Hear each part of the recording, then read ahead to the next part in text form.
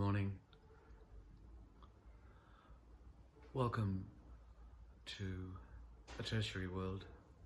Today I'm reading the last two stories of memories of Lygon Street, the first 7 memories that arose in me in 2008 when I wrote this book about Lygon Street.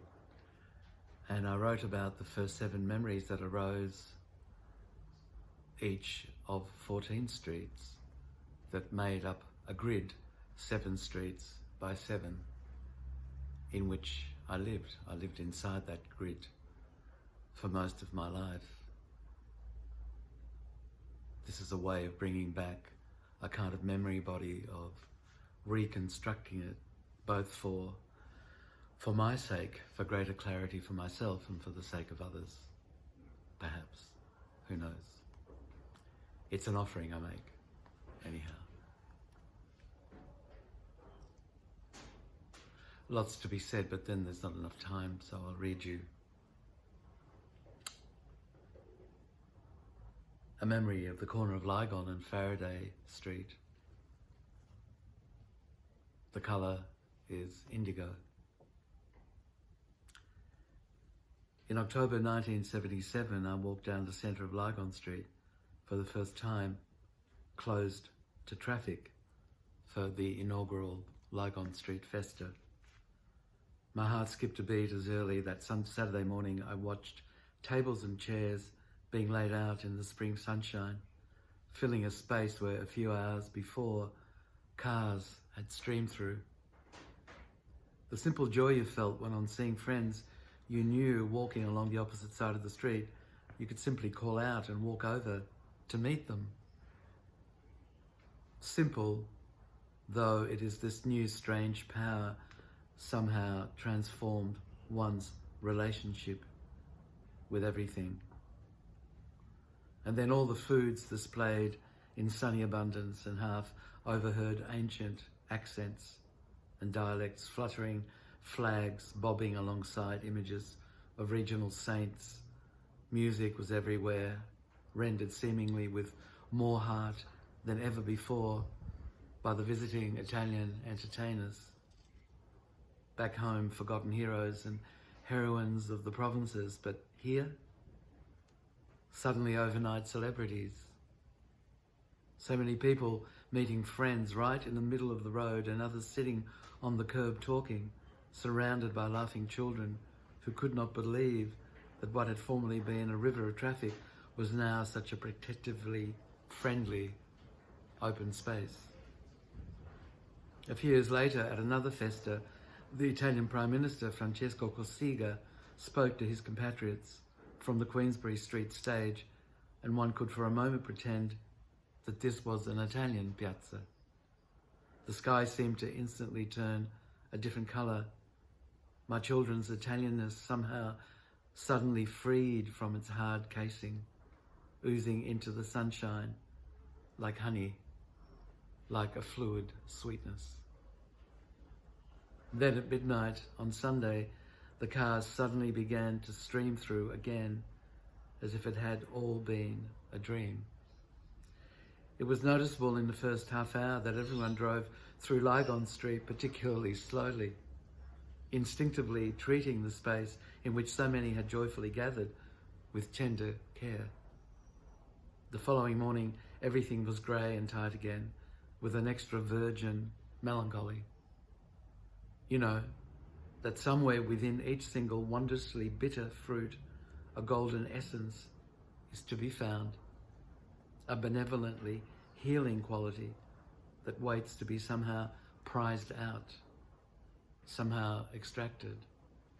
But how to begin?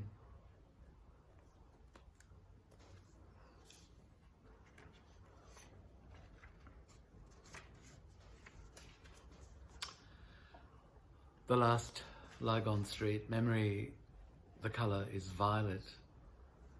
The location is the corner of Lygon and Pigdon Street. When I first saw it, I couldn't believe it. I must have been away for a while somewhere, and I was used to driving into this particular service station The owner was kind and had always taken his time with me, washing the windscreen, checking tyres and oil. So one Saturday afternoon I go to drive into it from Pigdon Street and I have to screech to a halt in the middle of the oncoming lane. The service station has turned into a flower market.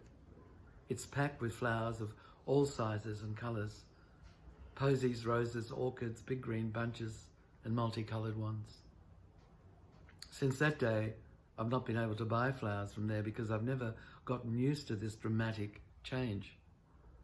It's been at least 20 years now, and I often drive past intending to park nearby and buy a bunch of lilies just to break this silly voodoo I've created for myself. But I can never seem to stop and get out of the car because each time all I can see is this image. It's a cloudy Saturday afternoon in 1983. I'm driving into the city from some country town, I can't remember where. I'm not feeling good, in fact I feel terrible. I'm about to run out of petrol and this would be the last straw. I turn into the service station and I want to keep going and drive straight out again, but something stops me and I roll to a stop next to the single pump. The owner comes out smiling as usual. He's just said something funny to his wife because I can see her through the office window, smiling widely and shaking her head. He comes up to me, still chuckling, and asks me if I want the windows cleaned. The windows cleaned? Yes, thank you, I stammer. He cleans them very well, and then he fills the tank. I drive out of there as they joke and laugh because she's now come out to taunt him about something. Suddenly, she begins to chase him around the single Bowser. I can see them clearly through the rear vision mirror as I drive away. I look through the windscreen in front of me and suddenly there's a depth of field I had missed. Everything now looks near and far at the same time.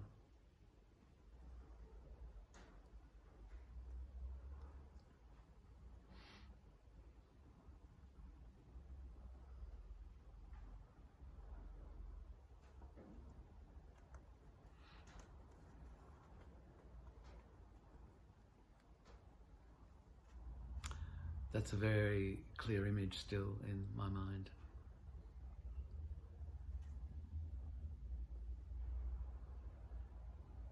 See them chasing each other around the single Bowser. It changed. You could say it changed my life in a way. Such a tiny moment glimpsed in my rear vision mirror. But our lives are made up of such seemingly irrelevant fragments that turn out to be forks in the road. That's the end of Lygon Street. Tomorrow I begin with the first memory of Amos Street. The colour is yellow and there are 7 memories. Until tomorrow, have a lovely spring day.